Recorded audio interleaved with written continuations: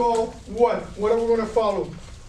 What's going to dictate our movements, our response? The driving force. Right, we're going to follow driving force, which will be shots fired. My name is Jose Ramirez. I am a police officer in the Miami-Dade County area. I've been in law enforcement for 34 years, 25 of them with the Miami-Dade Police Department. And during the past 8 years, I've been with the Florida International University Police Department. Active shooter training has become my favorite topic to instruct due to all these active shooter incidents that we have around the nation. And I see the need for the officers to be properly trained. You're gonna come in here. The importance of Jose's job is vital to ensure the safety and care of civilians and especially his fellow officers. His strong passion for teaching others is also thankfully shared by another skilled instructor. My name is Victor Milian, M-I-L-I-A-N, and I've been in law enforcement for 23 and a half years and 30 years in the United States Army. So my interest in the active shooter is twofold interest. One, as a father, I have kids in grade school. I want to make sure that law enforcement is ready to respond and keep my kids alive. And as an officer, I want to be able to not only have the training myself, but pass on that training and experience so that other parents' kids can go home. Today, this is part 2 of the training. We do a 3-part training.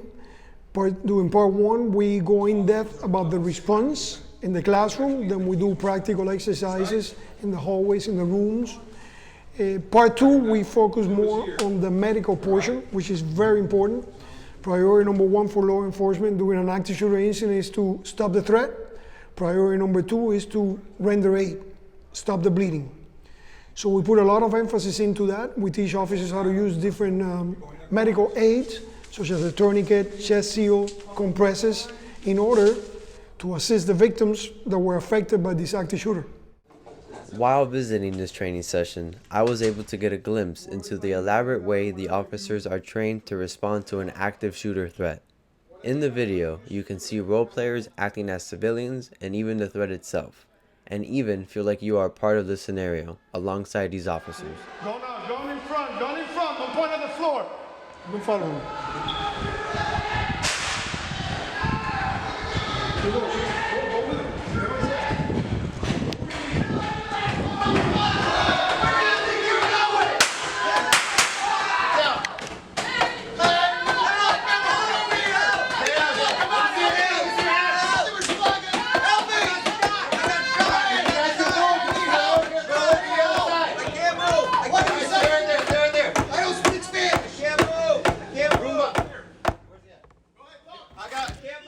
It is very important for all institutions, schools, corporations, right?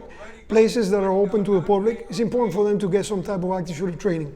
If there's an incident that develops within their environment, they're able to take the appropriate response and save their lives or someone else's life. We don't know when he's going to pop in, so we have to be Alec ready. Blanco for Firebird TV, reporting.